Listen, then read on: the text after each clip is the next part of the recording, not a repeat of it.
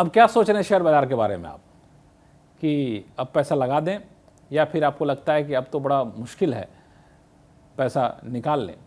क्योंकि जिन लोगों ने पैसा लगाया था या फिर कहें 2-3 साल पहले पैसा लगाया था, वो सब बड़े परेशान हैं।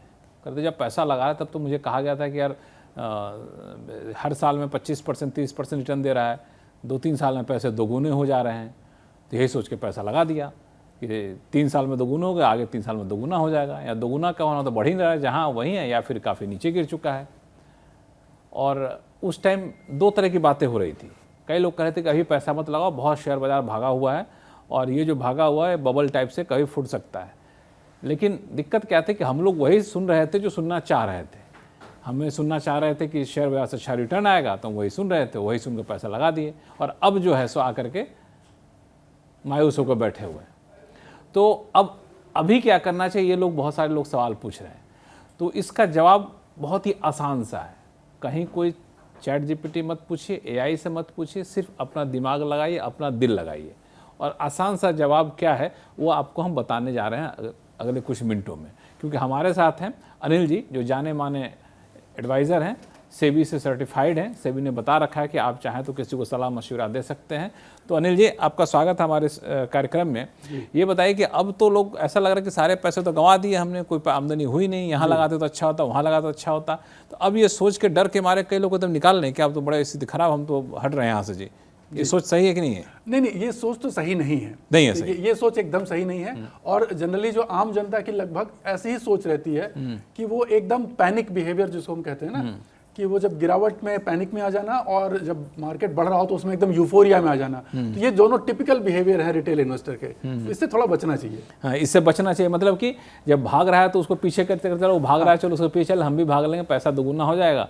और इस चक्कर में जाते हैं, वो वापस आने लगता है। जब वापस आने लगता है ये सोच के कि अब पता नहीं कहाँ जाएगा, फिर बेच के निकल जाते हैं, तो हो जाता है नुकसान। तो आपको इससे बचना चाहिए। तो करना क्या चाहिए ये भी बता दीजिए। देखिए, करना ये चाहिए, अगर आप जिसमें निवेश करके रखे हुए हैं, तो सबसे बड़ी चीज़ कि निवेश कहाँ नहीं करना चाहिए और कहाँ करना चाहिए, ये समझ होनी चाहिए। उसमें यह है कि हमेशा ये ज़रूरी नहीं है कि पिछले 2-3 सालों में जिन शेयरों ने आपको बहुत बढ़िया रिटर्न दे दिया वो आगे भी दे। उससे पहले उस सेक्टर के, उसके शेयर की थोड़ी समझ आपके अंदर होनी चाहिए कि क्या फ्यूचर में वाकई उसकी इनकम बढ़ती हुई है। और जब एक रन पूरा हो जाता है तो दूसरा सेक्टर फिर लीड लेता है, दूसरे शेयर बढ़ते हैं। हमेशा एक ही शेयर, एक ही सेक्टर हमेशा बढ़ता हुआ नहीं बढ़ेगा। तो इसकी भी समझ होनी चाहिए। अच्छा, हम लोग यही गलती करते हैं कि ये सेक्टर भाग रहा था तो इसी सेक्टर के पीछे पड़ जाना, ये सेक्टर भागा पिछले 3 साल में इसी सेक्टर के पीछे पड़ जाना, ये नहीं करना है। ये नहीं करना है। कौन सा भागा ये कैसे पहचाने? ये एकदम, अगर आप थोड़ा भी ध्यान, ज्यादा इसको दिन भर बैठने की आवश्यकता नहीं है। अगर आप थोड़ा बस अवेयर रहें, डेली आधा घंटा या 15 मिनट भी मार्केट पे थोड़ी नजर रखें और बस अवेयर, जो कहते हैं ना, सेंस ऑफ अवेयरनेस बना रखें आपके आसपास क्या हो रहा है, तो समझ में आ जाता है। देखिए, इस समय हम कहा ना, हम लोग सोशल मीडिया से हर कोई जुड़ा हुआ है और इतनी ज्यादा इंफॉर्मेशन ओवरलोड है, आपको बैठे बैठे कहीं जाना नहीं है। समस्या वही है कि इन्फॉर्मेशन इतना ज्यादा है कि लोग कंफ्यूज हो जाते हैं। लेकिन मोटे तौर पे जिस चीज की डिमांड बढ़ रही है आपके आमने सामने, जिस चीज को आप बहुत ज्यादा पसंद कर रहे हैं खरीदने के मामले में, जिसका ज्यादा इस्तेमाल कर रहे हैं, समझिए उससे जुड़ा हुआ सेक्टर भागेगा एकदम। और एक और चीज कहूंगा, कई बार लोग जो है ना टू टेक्निकल हो जाते हैं, या तो किसी के रिकमेंडेशन पर या साथ केवल चार्ट के पीछे पड़ जाते हैं, उसके यहाँ पे जाकर फंस जाते हैं। आपको अगर शेयर मार्केट में निवेश करना है तो देश की इकोनॉमी की दिशा और दशा समझना बहुत आवश्यक है।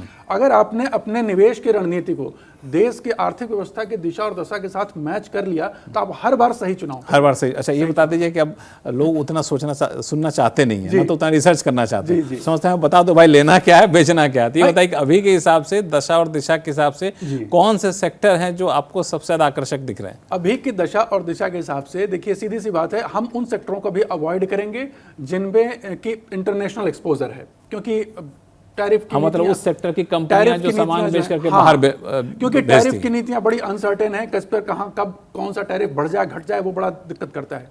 तो अब सही जगह क्या है? सही जगह है डोमेस्टिक कंजम्पशन। अब उसमें सेक्टर कौन से होंगे? तो सेक्टर सबसे पहले जो मेरे ध्यान में आता है अभी भी डिफेंस नंबर 1 में मानता हूं। डिफेंस में अभी भी स्टीम बाकी है। हर कोई चाहता है अपने आप को ताकतवर बना कर रखे। होगा भी। देखिए, जैसे जैसे आदमी अमीर बनता है तो अपने घर के आमने सामने बॉडीगार्ड लगाता है और क्योंकि पैसा है ना, जब पैसा है तो सुरक्षा भी करेगा। तो जब देश भी अमीर होता है ना, तो अपने डिफेंस को सबसे पहले मजबूत करता है। अच्छा, मैं इसको और तरीके से देख रहा था कि यूरोप कह रहा है जब हम अमेरिका पर निर्भर नहीं रहेंगे, हम अपना डिफेंस सिस्टम तैयार करें। जो अपना डिफेंस सिस्टम तैयार करो तो कुछ फाइटर जेट हम भी दे दें, कुछ कलपुर्जे हम भी दे दें, कुछ मशीन गन हम भी दे देंगे। हम वो चीज बनाना शुरू कर चुके हैं। हाँ, तो वो भी एक बड़ा बाजार खुल रहा है, बहुत बड़ा बाजार खुल रहा है। तो ये एक सेक्टर हुआ। अच्छा, डिफेंस में भी दो चीजें हैं। एक डिफेंस है जो परंपरागत तरीके से चला, जो टैंक बनाता है, हवाई जहाज बनाता है। एक डिफेंस है जो टेक्निकल चीजें बनाता है, इंफॉर्मेशन टेक्नोलॉजी जुड़ी चीजें बनाता है। आपने बहुत सही चीज पकड़ी है, क्योंकि जो आगे वाला ग्रोथ होगा ना, वो ट्रेडिशनल वाले में नहीं होगा, वो टेक्नोलॉजिकल वाले में होगा। हाँ, ये बड़े पते की बात है। फ्यूचर की डिफेंस की सारी जो वॉरफेयर है ना, वो सब टेक्नोलॉजिकल हो गई है। अब ये बहुत कम ही हुआ कि कहीं टैंक जाके लड़ाई करेंगे। अब अगर भेजना हो तो ड्रोन भेजेंगे, हाँ, मिसाइल भेजेंगे, इस तरीके से जो स्टेल्थ वॉर। अच्छा, देखिए समय कैसे बदलता है।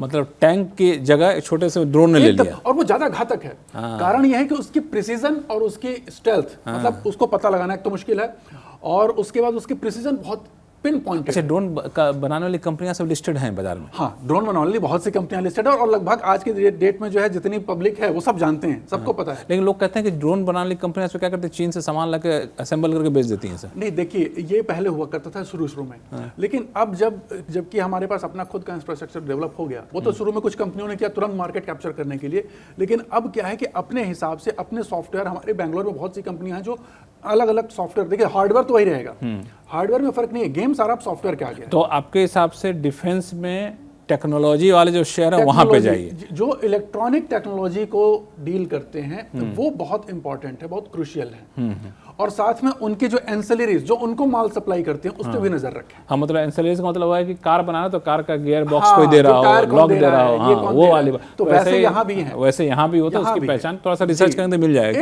एकदम आप सब। अच्छा, दूसरा सेक्टर क्या है?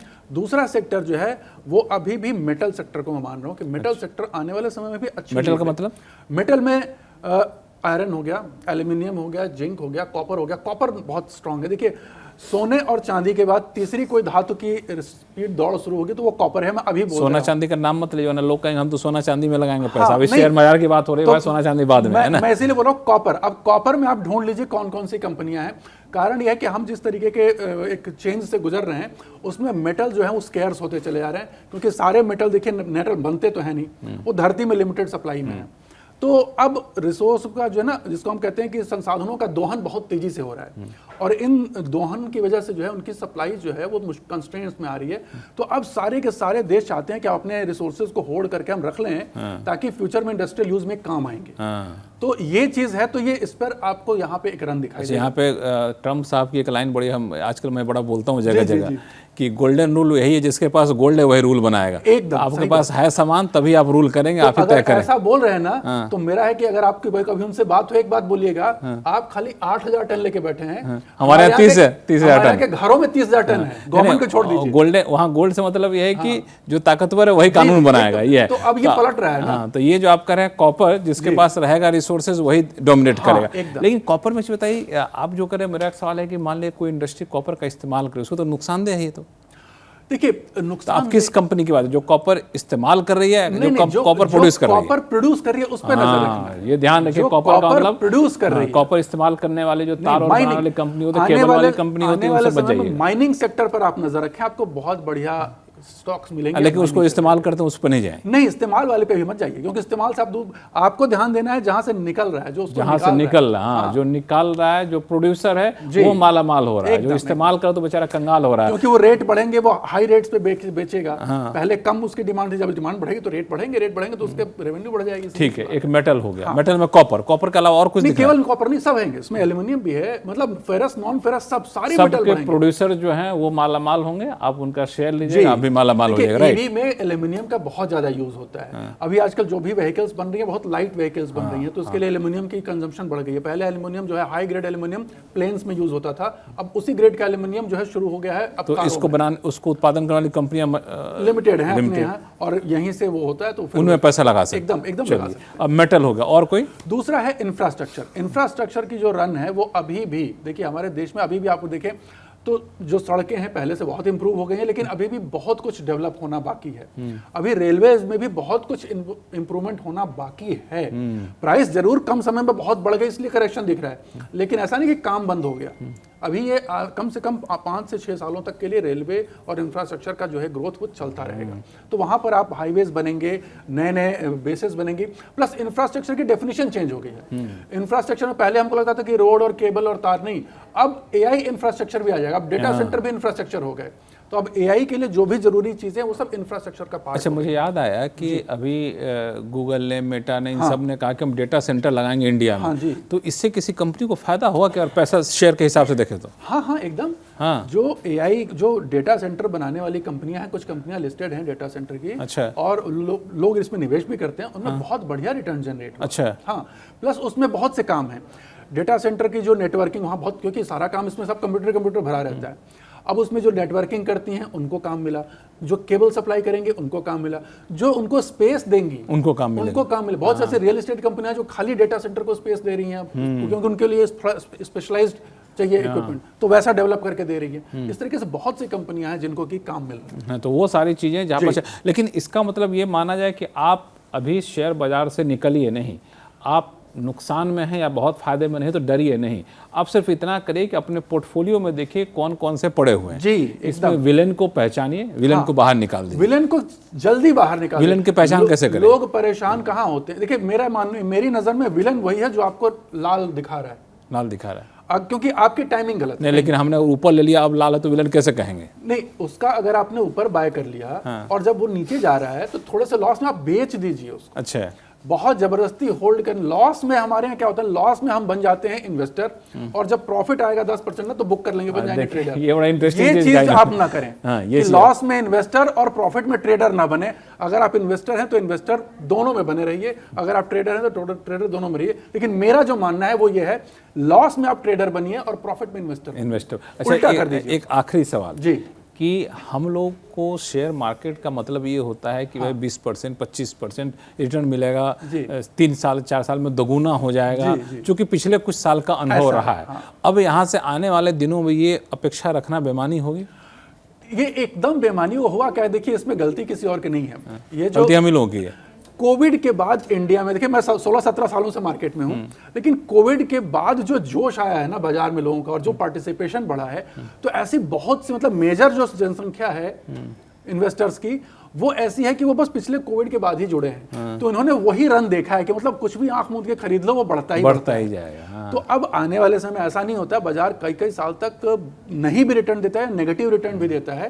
तो आपके अंदर उसको पचाने और समझने की क्षमता होनी चाहिए। हाँ, एक बात फिर कहूंगा, बाजार भले नेगेटिव रिटर्न दे, लेकिन फिर भी कुछ ऐसे शेयर और सेक्टर्स होते हैं जो उसमें भी अच्छा रिटर्न देते हैं। तो ये जेनजी वाले जो हैं वो परेशान, जेनजी वाले परेशान होंगे। तो वो पहचाने थोड़ा उस चीज। तो इसमें सीधी सी बात है, क्योंकि नए लोगों ने गिरावट देखी नहीं तो इस गिरावट से घबरा रहे हैं, लेकिन गिरावट वैसी भी नहीं जिससे आपको बहुत ज़्यादा चिंता करने की ज़रूरत यहाँ पर है। तो आप बने रहिए, अपने पोर्टफोलियो को देखिए, जो विलेन है उसको निकालिए, और जो अभी अनिल जी बता रहे थे, जो उभरते हुए सितारे हैं उनके साथ चल लीजिए, बाकी दुनिया को रहने दीजिए, चिंता मत करिए। और इनकी बात हर कोई मानता है, सेबी ने कहा है कि इनकी बात माना करिए, बाकी पैसा आपका, आप अगर सही सोच समझ के लगाइए, आपको मन करे तो किसी और से सलाह लीजिए, लेकिन शेयर बाजार से डरने की बहुत ज़्यादा ज़रूरत नहीं है अगर आप इन्वेस्टर हैं, लॉन्ग टर्म इन्वेस्टर हैं तो।